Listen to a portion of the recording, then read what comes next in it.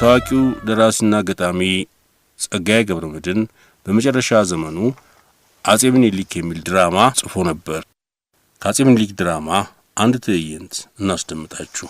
አጼ ምኒልክ በውጪ ጋዜጠኞች ቃለ መጠይቅ ሲደረግላቸው የአራዳ ጊዮርጊስ እድሳት ሥራ እየተካሄደ ነው።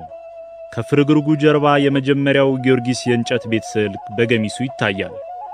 የአካፋ፣ የዶማ፣ የፋስ፣ የመጋዘን፣ የድጅኖ፣ የመስማር፣ የማዕዘን፣ የጣውላ፣ የማገር፣ የገመድ ወዘተ መድረኩን አልብሶታል። በአካባቢው የጋሪ ኮቴና ቃጭል ርቆ ይሰማል። ሚኒሊክ በአንገቱ የሩቅ ማስተዋያ መነጽር፣ በእጁ ፋስ፣ መጥረቢያና ታጣፊ መመተሪያ ይዞ ማዕዘን እየመተረ መድረክ ባለው ማማሰር ቆሟል።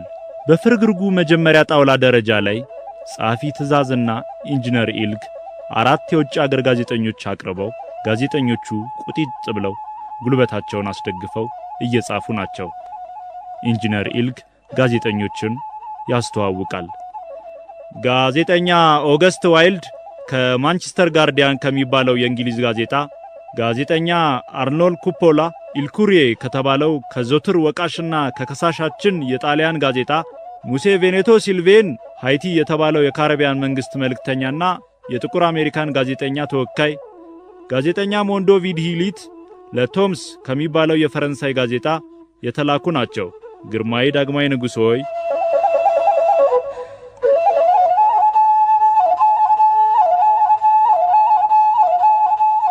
ይኸውላችሁ እጄ መዳፌ ይናገር የድንጋይ ወፍጮ የተከልኩበት ለቤተ ክህነት ማዕዘን ዋልታ መሰረት የጣልኩበት እዚሁ አሁን አላችሁበት ስፍራ አራዳ ጊዮርጊስ እድሳትና ለአዲስ አራዳ ገበያ ቦታ የመተርኩበት የቀየስኩበት ሰራተኛ እጄ ይናገር። ይኸው እኔ ምኒልክ ቀሎኛ አይደለሁም። ከህዝብ የምደብቀው ሚስጥር የለኝም። ሰራተኛ ነኝ። እናንተም ወዳጆቼ ይችን ማለዳ የሥራ ወቅቴን አደራ አታባክኑብኝ። ኋላ የመሳሳ ሲጮህ ግቢ ግብርግቡና ወደ የመጣችሁበት በሰላም ተመለሱ።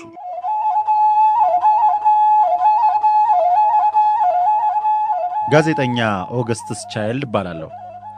ከማንቸስተር ጋርዲያን ከሚባል የእንግሊዝ ጋዜጣ ነው የመጣሁት። ብቻ ካድዋ በኋላ ግርማዊ ንጉሠ ነገሥት በአዲስ ፈጣን ዘመናዊ ግንባታ ማለት የባቡር ሐዲድ ከጅቡቲ እስከ አዲስ አበባ በማዘርጋቱ የሀበሻ ባንክ በማስከፈቱ ወዘተረፈ ግስጋሴ ቢያሳዩ ሽማሚንቶ በልምድ ተጎትተው እንደ ጦርነቱ ድል በየግንባታው አልተቀላጠፈሎትም። ለምሳሌ ባለፈው ሳምንት እንኳ ዘመናዊ ስልክ ካዘረጉ በኋላ ዋናው ማዞሪያ ታላቁ ግቢ አፈነጉስ ቢሮ ውስጥ በመተከሉ ሳቢያ ስልክ የሰይጣን ድምፅ እንጂ የሰው አይደለም በሚል ልማድ ሹማምንቶ አጉተምትመው ወዲያው አፈነጉሱም ፈርተው በማወቅ ይሁን ባለማወቅ በቅድ ይሁን በስተት በሸር ይሁን በየዋህነት ብዙ የደከሙበት ስልክ ማዞሪያ ነዶ ጋይቶ ተቃጥሎ ከሰል ሆኖ ተገኘ። የእንግሊዝ ንግሥታችን ቪክቶሪያ ድምፃቸውን በሸክላ አስቀርጸው የላኩሎት የሰላምታ ቃል መኳንንቶና ካህናቶ ቢሰሙ ይህ የጋኔል ድምፅ ነው ብለው ሸክላውን ከናካቴው አነካከቱት አሉ።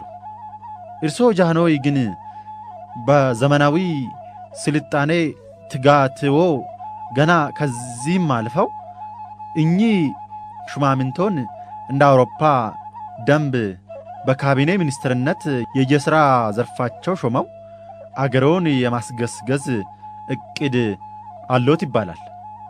ይህ እንዴት አድርጎ ይሆንሎታል ጃንሆይ? ይህን የልማድ ጉተታና ዘመናዊውን የሥልጣኔ ሩጫ በምን ተአምር ሊያቀናጁት ነው? ከዚህ ካለመሰልጠኖ ጉተታ ግልጥ የቤት ችግርዎ በመነሳት ነው። ባድዋ ድሎ ምክንያት ብቻ የአውሮፓ ኃያላን ለቀኝ ግዛቶቻቸው እርሶን በነጻነት አርያነት ተምሳል እንዲታወቁ ለተገዢዎቻቸው የተስፋ በር መክፈት የሚገባቸው ይመስሎታል ወይ ብዬ ልጠይቅ የደፈርኩት ጃንሆይ። ስሜ ሙሴ ቪኔቶ ሲልቬን እባላለሁ። ሃይቲ የተባለው የካሪቢያን መንግሥት መልእክተኛና የጥቁር አሜሪካን ጋዜጦች ተወካይ ነኝ።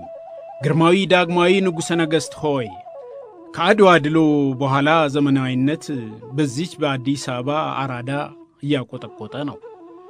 አንዳንዶቹን አነጋግሬያቸው ሮሯቸውን አሰምተውኛልና ይህ በማንም አገር ያለ የእድገት ሕግ ነውና ሮሯቸውን መስማቱ ለእድገት ሆነ ለመታረም ቢረዳ፣ ሹማምንቶ ግና ጆሮአቸውን ዘጉብን የሚል ነው ስሞታቸው።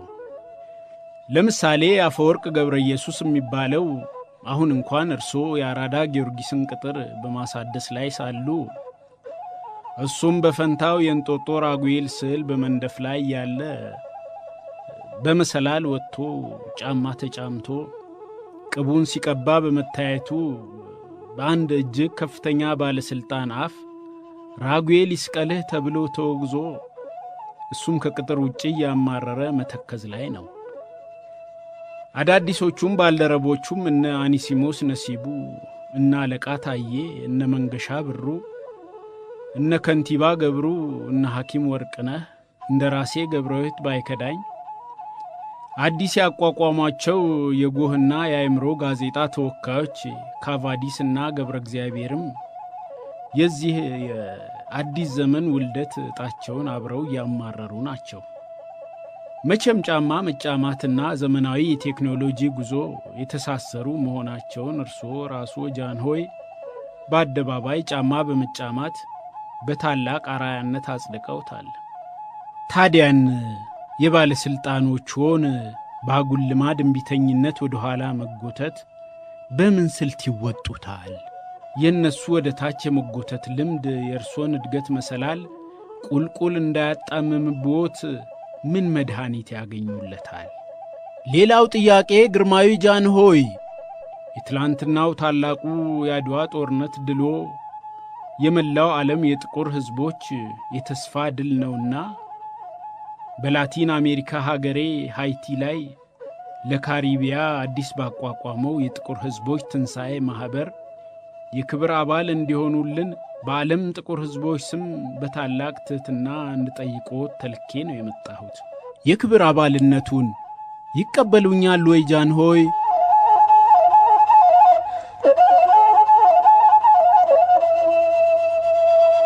ስሜ ሞንዶን ቬዳህሌ ለቶምስ ወይም ጊዜያት የተሰኘ የፈረንሳይ ጋዜጣ ተወካይ ነኝ። ግርማዊ ዳግማዊ ንጉሠ ነገሥት ሆይ፣ ከአድዋ ጦርነት በፊት የፈረንሳይ ፕሬዝዳንት ሳዲ ካርኖ በአንድ ናላው በዞሮ የጣሊያን ተወላጅ ሰው ፓሪስ ከተማ በወንብድና ጥይት በቅርቡ በተገደሉ ጊዜ ግርማዊነቶ በተለይ በእርሶ ስም ጉንጉን አበባ በመቃብራቸው ላይ እንዲቀመጥለው በማስደረጎ መላ ፈረንሳይ ሕዝብ በልብ ወዳጅነቱን እስካሁን ያስታውሳል። ዛሬ እኔ ያለኝ ጥያቄ ከዚያው ከልብ ወዳጅነት ምንጭ ብቻ የፈለቀ መሆኑን በትሕትና ነው ማረጋገጥልዎ። ግርማዊ ዳግማዊ ንጉሠ ነገሥት ምኒልክ ጽኑ የአንጀት በሽታ ሕመምተኛ ኖት የሚል ወሬ በአውሮፓ ጋዜጦች ዘንድ ዛሬ የአደባባይ ምስጢር ነው። የልብ ወዳጆ አዲሷ ፈረንሳይም የሀገሯን ዜጎች ዶክተር ቢታሊያንና ዶክተር ሌርሜርን የላከችሎት ውለታ ነው።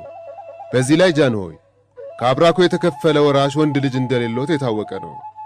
ታዲያን እንዲህ በከፍተኛ ተጋድሎ ነጻነቷን ያስከበሯትን ውድ ሀገሮን ለማን ያወርሳት ይሆን በሚል የልብ ወዳጆ የፈረንሳይ ሕዝብ ሂድ ጠይቅልን ብሎኝ ከልብ ጠይቆታለሁ። ሌላው አጭር ጥያቄ በአድዋ ድል ማግስት ፈረንሳይ፣ እንግሊዝና ጣሊያን በኢትዮጵያ ወሰን ክልል ዙሪያ ላይ ዛሬ ያላቸውን ቅኝ ግዛት ምድር በሚመለከት በሎንዶን ከተማ ላይ ያደረጉትን የስምምነት ኮፒ እንዲያውቁት ብለው ቢልክሎት የኢትዮጵያን የወሰን ክልል ጉዳይ የኢትዮጵያ ተወካይ ባልተገኘበት ጉባኤ እርስ በርሳቸው ብቻ መፈራረማቸው ቅር እንዳሰኘኝ ሳልጠቅስ አላልፍም ያሉት ቃሎ በአውሮፓ ጋዜጣ ላይ ታትሟልና እኔስ በጋዜጣዬ በሎቶምስ ወይም በጊዜያት ላይ ለልብ ወዳጆ ለፈረንሳይ ሕዝብ ይህን ቁጭቶን ምን ብዬ ልግለጽሎት? ግርማዊ ንጉሠ ነገሥት ሆይ፣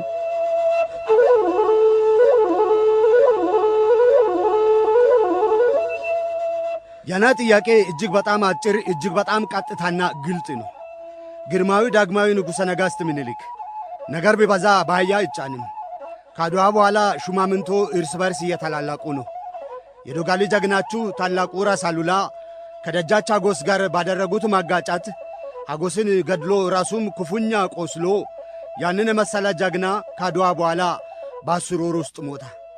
ራስ መንገሻ ዮሐንስም ከራስነት ማዕረግ በላይ የንጉሥነት ማዕረግ ይሰጠኝ በሚል ስለሸፈተቦ ራስ መኮንን ተልኮ በርቅ ካመጣው በኋላ ዛሬም አንኮበር ዋህኒ እንደታሰረ ብዙ ጋዜጦች አስፍረውታል። ራስ አባተና ደጃች አብርሃም በትግሬና በላስታ ግዛት እርስ በርስ ተጋጭቶ ለጦር አኮብኩቧል የሚል ወሬም አለ። በዚህ ላይ ደጃች ወልደ ሥላሴ ኢትዮጵያን ከድቶ ወደ ጣሊያን ግዛት ተጠግቷል ይባላል። የንጉሠ ነገሥታት ጣይቱም ሰዎች እቴጌይቱ ጉዳይ ባይሉትም የመንግሥት አልጋ ወደ ጎንደር ይመለስ የሚል መክቶምቶም በውስጥ እንደጀመሩ በአካባቢው ተሰምቷል። በሥልጣንና በጥቅም ሽሚያም ረገድ በአዲስ አበባ ለሰራዊቶ ማረፊያ የመደቡትን መሬት ሹማምንቶ ለገዛ ራሳቸው ርስት ሊቃረጡት ቆርጠዋል የሚል ወሬም ይነፈሳል። ታዲያ ይህን የመሳፍንት አገርን መካድና የእርሶን የአዲስ አበባ ግንባታ ወደ ጥቅማቸው ማብለጣቸው በአዲስ ምቾት ላይ ከጦላ ወደ ቪኖ፣ ከበሬ ሥጋ ወደ አሳማ፣ ከጠጅ ወደ መቅደሳ፣ ከትዳር ወደ ዝሙት መገስገሳቸው ምን መስሎታል? ሌላ አጭር ጥያቄ። የልጅ ልጆ ልጅ ኢያሱ ሚካኤል ከአውሮፓ ቋንቋ ሁላ ጀርመንኛን በልዩ እንዲማር መደረጉ ከጣሊያንኛስ ከእንግሊዘኛስ ከፈረንሳውኛ ቋንቋ በምን ምርጫና መስፈርት ጀርመንኛ በለጠ የሚል ነበረ።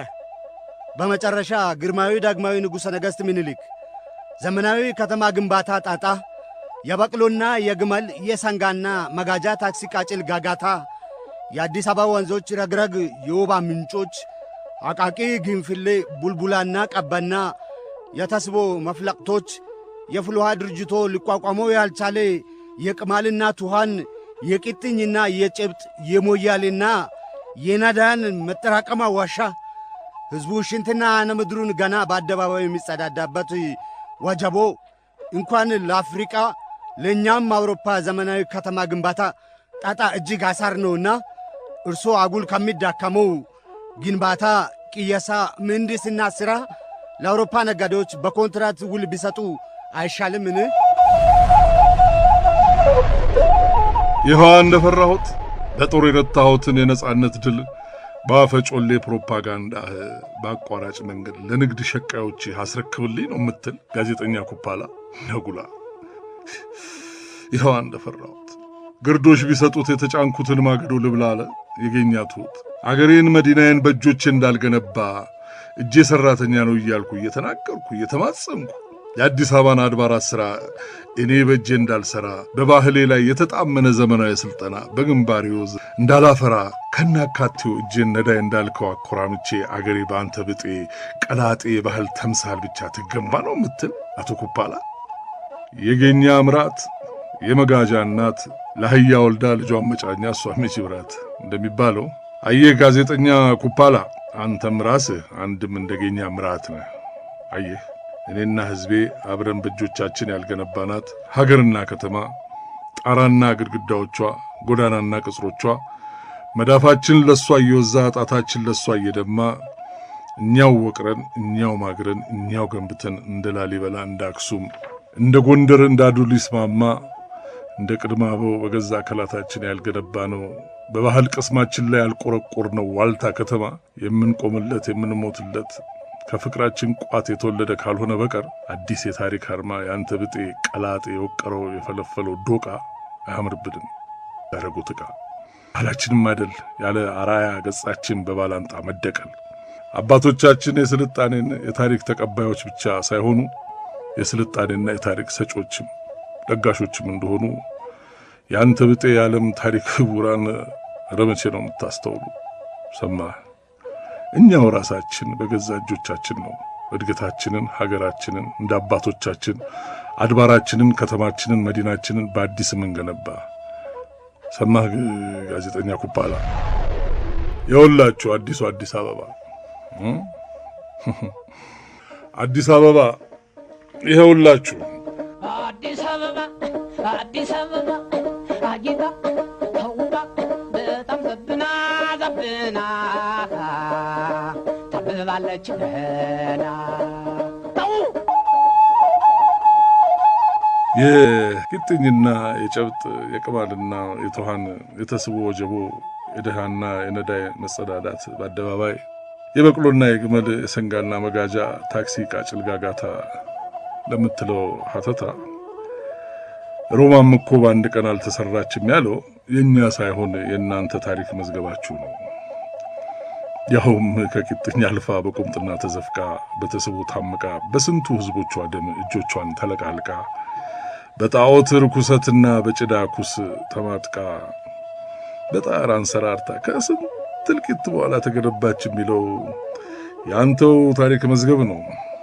እኛ ግን ዛሬ በውል እያበብነን በድል አላሰራለ እንጂ ይሄ የእንዳንተ ብጤው የፕሮፓጋንዳ ፍል በጦር ድል ብንመታችሁ የሀገር ነጻነት በነገር ማጥመድ አይታክታችሁ።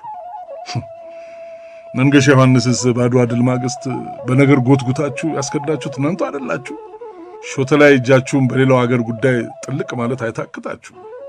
ትልቁን ጀግና አሉላ አባ ነጋንስ ደጃች ሀጎስ ከሚባል ከዚያ ወስላታ ጋር አቃቅራችሁ አነካክሳችሁ በምታውቁበት በሮማዊ ውርስ የትብትብ ሥራ በስውር ሴራ እሱ ከኔ ጋር ከአድዋ በ10 ወር ዕድሜ ሀጎስን ገድሎ ያው ራሱን ቆስሎ ለሞት ያበቃችሁት እናንተ አይደላችሁ? ጋዜጠኛ ኩፓላ ነጉላ። አሁን አንተም እንዳልከው ጋዜጠኛ ቬኑቶ ሲልቪያን ነህ። የዓለም ጥቁር ሕዝብና በቀኝ ግዛት የተሸለተ የዓለም ሰቆቀኛ ሕዝብ ሁሉ እንደ አድዋ ያለ መንፈስ ጣቢያውን ተራራ ላይ የሚነድ የነጻነት ተስፋ ሻማውን በሐሰት ፕሮፓጋንዳ እንዳያጨልሙበት ያሻል። ያልከውም የኛው የአድዋ አጥቢያ ትውልድና አዲስ በር አላስከፍት ባይ ዘለማድ ሹማምንት ማዶ ለማዶ ኩርፊያ የብሶት ቁስሉን ሲልስ በየፊናው ከሚሞት የአበውን የነጻነት ገድል በልጅ ልጆቹ መንፈስ በመመካከር ኮዲው ቢቀርጽ ይሻላል። ያለ አዲስ ትውልድ ባበው መንፈስ በአዲስ መቀረጽ በቀር የሀገር አንድነት አይኖርምና መንፈስ ብቻ ነው። ጋዜጠኛ ቬኒቶ ሲልቪያን በአገርህ በሃይቲ ለካሪቢያ በተቋቋመው የጥቁር ህዝቦች ትንሣኤ ማህበር የክብር አባልነቱን እንደተቀበልኩ ለወገኖች እንድትነግርልኝ የምጠይቅህ። ቀደም ሲል በማስታወሻህ ሃርለም ከሚባለው የአሜሪካ ጥቁሮች ከተማ ለአድዋ ድል የምስራች እዚህ አብረው የመጡ ላልከው ለአቶ ኤልስና ለአቶ ሎሚስም ባልደረቦችህ ይህንኑ አስታውቃቸው። ለአዲሱ የአሜሪካ ፕሬዝዳንት ቴዎድሮ ሩዝቬልት ዋሽንግቶን ከተማ የአራዊት ቤት ትዕይንት ለማስተዋያ አንድ እንስትና አንድ ወንዴ ደቦል አንበሳ ከአራት ሰጎን ጋር አብራችሁ ከኔ ልዩ መልእክተኛ ከሐጅ አብዱል ጻዲቅ ጋር እንታደርሱላቸው እንደጠየቃችሁኝ እፈቅጃለሁ በልልኝ። በታሪክ ረገድ ኢትዮጵያ የብዙ ሺህ ዘመናት የታሪክ ሽማግሌ ስትሆን የእናንተ ሰሜናዊ አሜሪካ ግና ገና ያልጠናች እንደ አዲስ ልጅ ብትሆንም ዛሬ በጉልበትና በንግድ ኃይሏ ግን ለትልቅ የዓለም ተራራ መሆኗን እናውቃለን። በልብ ወዳጅህ በፈረንሳይ መንግስትና ሕዝብ ስም አቀረብኩልኝ ላልከው ጥያቄ አንተ ግን ጋዜጠኛ ሞንዶን ቪዲሃል የኔንም የልብ ወዳጅነትና ወሮታ ጊዜያት ባልከው አምድህ ለወዳጄ ለፈረንሳይ ሕዝብ መልሰ ንገርልኝ አደራ። የኢትዮጵያን አልጋ ለማን እንደማወርሰው ለጠየቀኝ ግን አልጋ የመንግስት እንጂ የኔ የምኒልክ የግል ሚስጥር ብቻ እንዳልሆነ ስለምታውቀው ያንድን የነጻ መንግስት ሚስጥር ለአንተ ጋዜጣ መናዘዝ እንደማይቻለኝ አብረህ ግልጥ አድርገህ በጋዜጣህ ላይ አስፍርልኝ አደራ። ልጅ ኢያሱ ምኒልክ የአውሮፓን ቋንቋ እንዲማር የፈቀድኩት ልሳናችሁን አውቆ ባህላችሁን እንዲረዳ እንጂ አውሮፓውያን በቅኝ ግዛቶቻችሁ እንዳደረጋችሁት ሕዝቤን በራሱ አኩሪ ባህል አርአያነት ቀርቶ በአጉል ልማድ ህሊናዊ ቅርጫችሁ በአርያ አውሮፓችሁ እንደ ጡብ አሻንጉሊት በዘፈቀደ የሚጠፈጠፍ የሽሚያችሁ ጠፍ ፍጡር ሆኖ እንዲከሰት አይደለም። ለሰራዊቴ መስፈሪያ ቦታ የደለደልኩትን የአዲስ አበባ ከተማ ስፍራ የገዛ ሹማምንት ሰራዊቱን ጭሰኛ አድርጎ ለግል ርስቱ ሊቀራመተው አኮብኩቧል ላልከኝም እኔም አውቄ ልቤ እጅግ እያዘነ ነው። ከቃሌ ወጥተህ የሰራዊቴን ቦታ ብትቀማ ቃሌ መርገምት ይሁንህ ብዬ በዋጅ ገዝቼዋለሁ። አየህ ኩፓላ፣ እኔ ምኒልክ አንዲትም ርስት የለኝም። ለዚህ ነው ሹማምንቴንም ልቤ እጅግ ስላዘነ በዋጅ ገዘትኳችሁ ማለቴ። አየህ በኢትዮጵያ ባህል የአባት ለቅሶ፣ የአባት ሮሮ፣ የአባት እርግማን ስሙ መቅሰፍት ይባላል። ይፈራል፣ ይደርሳል። ታዲያ አንተ ይህን ቤት ታውቃለህ? የለም አታውቀውም፣ ልታውቀውም አትችልም። ባህልህም አይደል። ኢትዮጵያዊነት እንዲህ በቀላል አይከሰትልህም። ዳሩ አንተን ቀድሞስ ነገር በእኛ መካከል ምን አመጣና ዶለህ?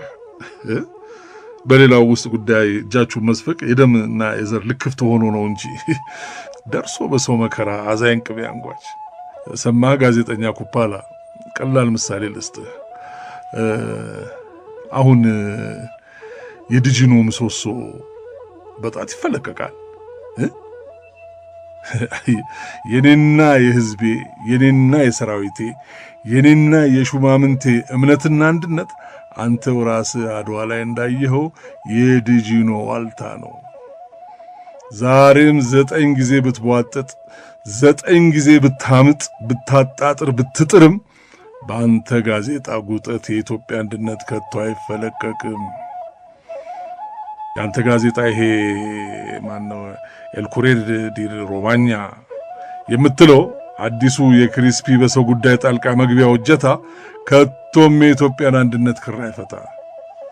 እርም ይሁንብህ በለው። አንተም ላነሳው ጥያቄ ዛሬም እንደ ትላንቱ ኢትዮጵያ ራሷን ከወራሪዎች ለመከላከል የእንግሊዝ መንግስት ብትፈቅድም ባትፈቅድም የጥይትና የመሳሪያ ፋብሪካ ኢትዮጵያ በራሷ ጉልበት ጥራት አቋቁማለች። ጋዜጠኛ ዋይልድ ነኝ ግርማዊ ዳግማዊ ንጉሠ ነገሥት ያሰኘህኑን ብቻ ለጠየቅከኝ ጥያቄ የኢትዮጵያ የወሰን ክልል በሚመለከት ጉዳይ የአውሮፓ ቅኝ ገዢ ኃይሎች ኢትዮጵያ ባልተገኘችበት ጉባኤ እርስ በርሳቸው ብቻ ሎንዶን ላይ መፈራረማቸው እኔን አንዳችም ባያስገድደኝም ቅሉ ሳሊስበሪ የሚባለው የእንግሊዝ ጠቅላይ ሚኒስትር እሱ ራሱ በፈጠረብን የዓለም የፖለቲካ አፍሪካ የተፈጠረችው ለእኛ ለአውሮፓውያን የውጭ ጉዳይ ሚኒስትሮቻችን ተስቦ ለመሆን ነው ብሎ ማለቱ እንደኔ ግምት በዓለም ህዝቦች አይን እጅግ እንዳስነወረው በጋዜጣ አስፍረው እኮ ማን ነው የማን ተስቦ የገዛ ቃልህ ያስነውረሃል ብሏል ምኒልክ። ቴዎድሮስ ይሙት በለው። በተረፈ ኢትዮጵያ ማለት በሌላ ስሟ ሰላም ማለት መሆኗን ሊበታትናት የሚመጣን ግን የምትበታትነው መሆኗን ጠንቅረህ ነቁጥልኝ። እንደ አውሮፓ ደንብ የካቢኔ ሚኒስትሮችን አሁን አቋቁማለሁ። ኢትዮጵያ በታሪክ ቀደምት ስልጣኔዋን ለዓለም እንዳስቀመሰች ዛሬ ደግሞ ዘመናዊ ስልጠናን ከዓለም ትቀስማለች። የውለቷ ወሮታ እንጂ ዳረጎት አይደለም። በኢትዮጵያ ክፉ ባህል ግርማዊ ዳግማዊ ንጉሠ ነገሥት ምኒልክ ባለ እጅ አንጥረኛ ቀጥቃጭ በመባል የእጅ ሥራ ሰው እጅግ ይናቃል ስለሚባል በአዋጅ አስጠንቅቀናል፣ በሕግ አስገድደናል። ክፉ ልማዱን በጊዜ ርዝመት እንጂ በቅጽበት የለቀቀ ማንን ሕዝብ አይተሃል? በቅጽበትማ ከክፉ ልማድ በወዲያው ቢሰወር የአንተም አውሮፓ የቅኝ ግዛት የኮሶ ብሪቱን ዛሬ ሳይውል ሳያድር ባሻሮ ነበር።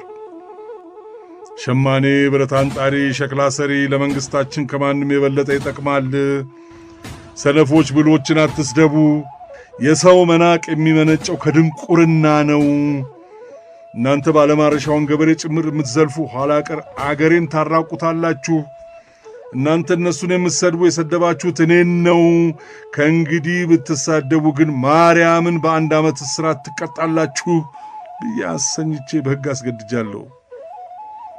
እኔ ምኒልክ ምስጢር የለኝም።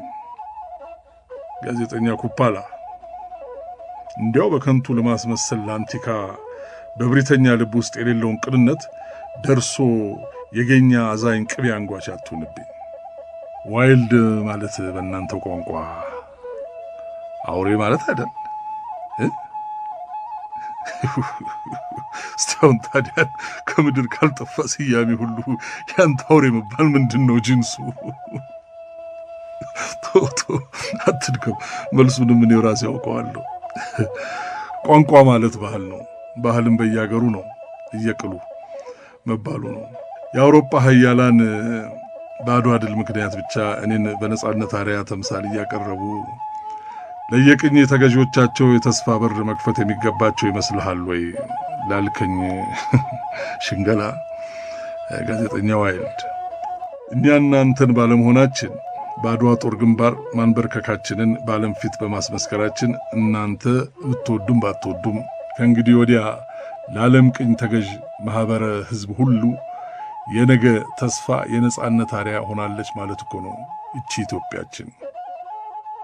ለምሳሌም እንዲሆንህ ይኸው እንደምታየው በዓይንህ የሃይቲው ተወላጅና የአሜሪካው የሃርለም ጋዜጠኞች ተጠሪ አቶ ቤኒቶ ሲልቪያን በካሪቢያ ለተቋቋመው የዓለም ጥቁር ሕዝብ ትንሣኤ ማኅበር የክብር አባል ሁንልን ያለኝ ለአድዋ ነጻነት አርያነት። ይኸው አንተው ፊት የቁም ምስክሬ ነው። ሰምቶ አለመስማት የእንግሊዝ ክፉ ብልሃት መሆኑን ቀድሞ በቴዎድሮስ አሁን ደግመህ አልሰማሁም እንዳትል ይኸውልህ እፊትህ አቶ ቤኒቶ ሲልቪያን ተክተህ አስጠንቅረህ ጠይቀው። እኔ ምኒልክ ሚስጥር የለኝም። ጋዜጠኛ ዋይልድ ማለት በእናንተ ቋንቋ ወሬ ማለት አይደል? ቶ አትድከም። ቋንቋ ባህል ነው። መልሱን እኔው ራሴ ያውቀዋለሁ።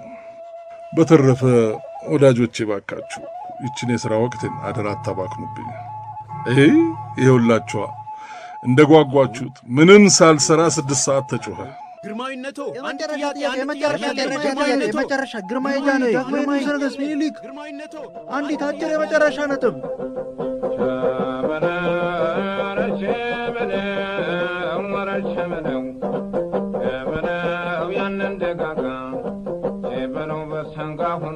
በዚሁ የዛሬው የሸገር ሽልፋችንን እናጠናቅቃለን። ሳምንት በሰላም እንገናኝ።